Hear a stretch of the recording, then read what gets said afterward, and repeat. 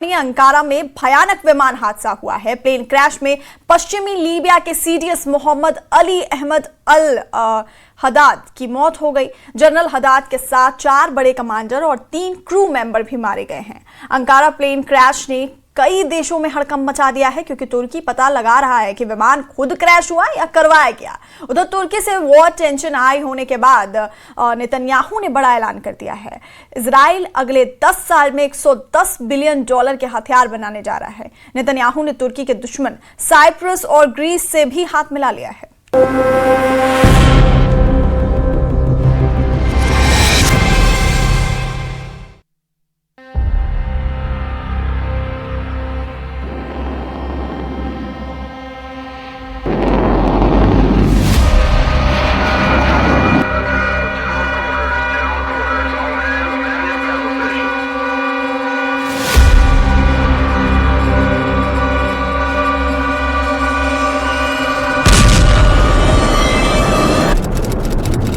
तुर्की की राजधानी अंकारा का एसन-बोगा हवाई अड्डा 23 दिसंबर 2025 की रात 8:20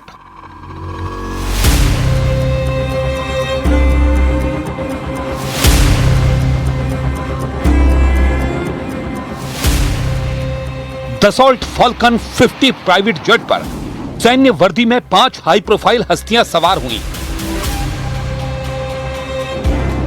अंकारा से उड़ान भरकर प्राइवेट जेट को लीबिया की राजधानी त्रिपोली जाना था। टेक ऑफ तक सब कुछ ठीक रहा। आसमान में पहुंचकर जेट तूफानी रफ्तार से उड़ान भरने लगा।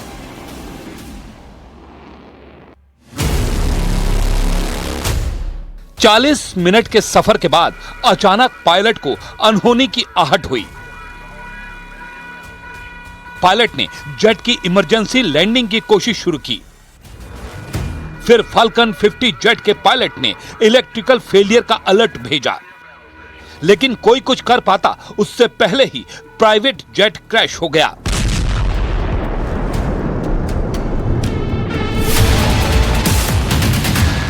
यह धमाका उसी हादसे का बताया गया है।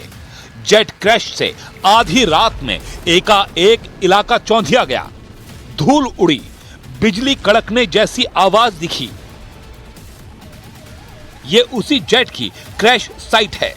हादसे के बाद यहां जेट के कलपुर्जे जुटाने के लिए सर्च ऑपरेशन करना पड़ा।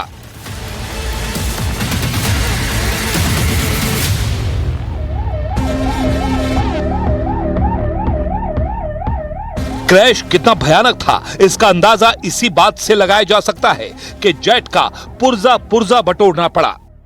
लेकिन अंकारा जेट क्रैश ने कई मुल्कों में हड़कंप मचा दिया, क्योंकि फाल्कन जेट में लीबिया मिलिट्री के 5 टॉप जनरल सवार थे। जेट क्रैश में सबका एक झटके में सफाया हो गया। अंकारा जेट क्रैश में जिनकी जान गई उनके नाम हैं lieutenant general Mohammed Ali Ahmed al Haddad, chief of staff यानी सेना प्रमुख थे। उनके साथ लीबिया की ground forces chief general al Fitouri Ghraibil, military manufacturing authority के director brigadier general Ahmed al Qatawi, general Haddad के सलाहकार मोहम्मद अल असावी दीप और सेना प्रमुख हद्दाद के मिलिट्री फोटोग्राफर मोहम्मद उमर अहमद महजूब के जेट क्रैश में परखचे उड़ गए। 112'ye gelen ihbar üzerine biz hemen bu coğrafya buraya odaklanıyoruz ve gelen ihbarla birlikte jandarmamız ilk saat 22 itibariyle bu olay mahallinde uçağın enkazına geriye kalan parçalara ulaştı.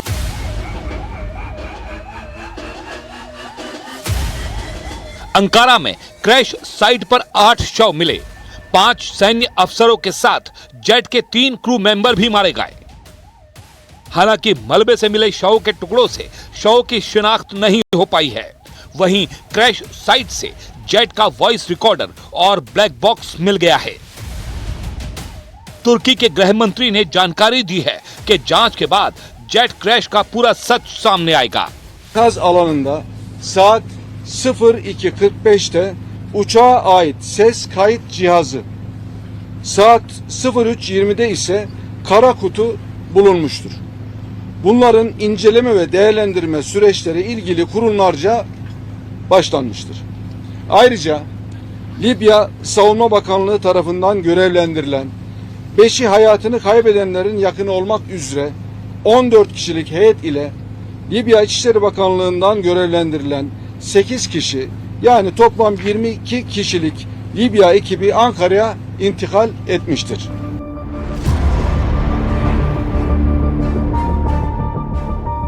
तुर्की ने पहली नजर में jet crash को किसी दुश्मन देश की साजिश नहीं माना, मगर एर्दोआन ने सिग्नल दिए हैं कि जांच में अगर रत्ती भर भी सबूत मिले तो वो बदला जरूर लेंगे, क्योंकि एर्दोआन लीबिया के सेना प्रमुख लेफ्टिनेंट जनरल हद्दाद के सबसे बड़े समर्थकों में से एक हैं।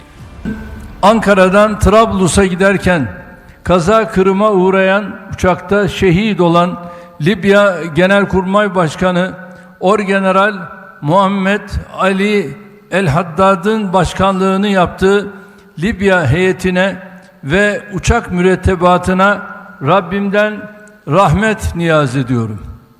Mevla ruhlarını şad, mekanlarını inşallah cennet eylesin. Kardeş Libya halkına, Libya silahlı kuvvetlerine, hükümetine aynı şekilde başsağlığı diliyor. Ülkem ve milletim adına taziyelerimi sunuyorum.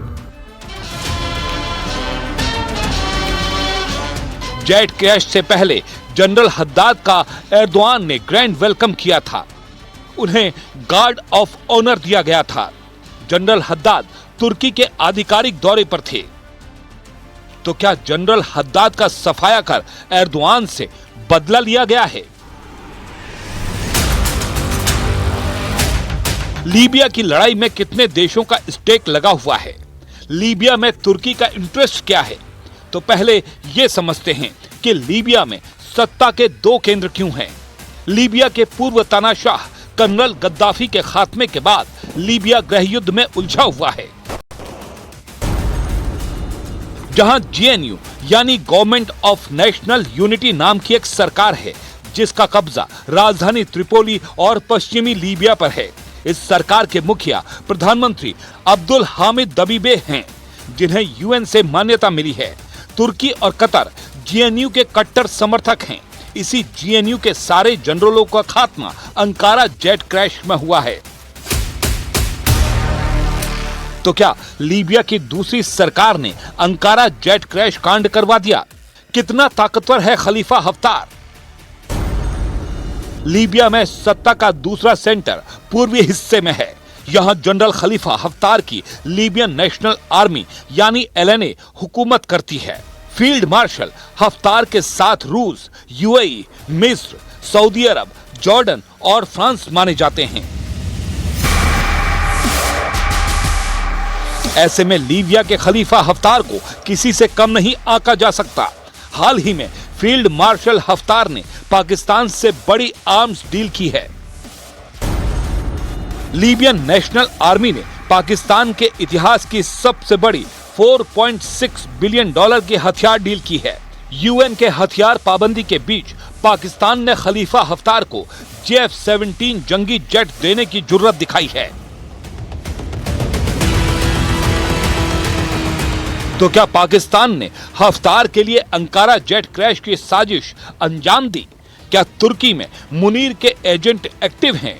इस पर कुछ भी कहना मुश्किल है, मगर तुर्की में घुसकर एर्दोआन को चैलेंज देकर जनरल हद्दाद का सफाया अकेले हफ्तार के बूते की बात नहीं। तो क्या जेट क्रैश में मोसाद एजेंट का एंगल भी हो सकता है? क्योंकि दुश्मन को घर में घुसकर मारने के लिए दुनिया भर में मोसाद एजेंट ही कुख्यात हैं। वैसे भी इजराइल और तुर्की में भयानक वॉर टेंशन चल रही है। तुर्की ने इजराइल के साथ कारोबार सस्पेंड कर दिया है। तुर्की ने इजराइल के विमानों के लिए अपने हवाई इलाके में नो एंट्री का बोर्ड लगा रखा है। तुर्की ने पीएम नेतन्याहू के साथ 37 इजरायली अधिकारियों के खिलाफ अरेस्ट वारंट जारी कर रखा है। तुर्की गाजा और सीरिया के युद्ध की वजह से इजराइल से दुश्मनी मानता है। एर्दोआन नेतन्याहू को तुर्की के लिए सबसे बड़ा खतरा बताते हैं। इजराइल भी तुर्की को सबक सिखाने के लिए गोलबंदी में जुटा हुआ है। अंकारा जेट क्रैश से ठीक एक दिन पहले यरूशलेम में तुर्की के खिलाफ नया गठबंधन तैयार हुआ है, जहां इजराइल, ग्रीस और साइप्रस ने सुरक्षा सहयोग बढ़ाने का ऐलान किया है। We're cooperating and discussed in detail cooperation in many fields: energy, technology, connectivity, and also security that guarantees this all. Netanyahu ने तुर्की से टकराने की तैयारी कर ली है। वो बहुत जल्द प्रेसिडेंट ट्रंप से मीटिंग करेंगे। सुपर पावर से ग्रीन सिग्नल मिलने के बाद इजराइल का मिशन अंकारा शुरू हो सकता है। इसलिए अंकारा जेट क्रैश को सिर्फ हवाई हादसा मानना जल्दबाजी होगी।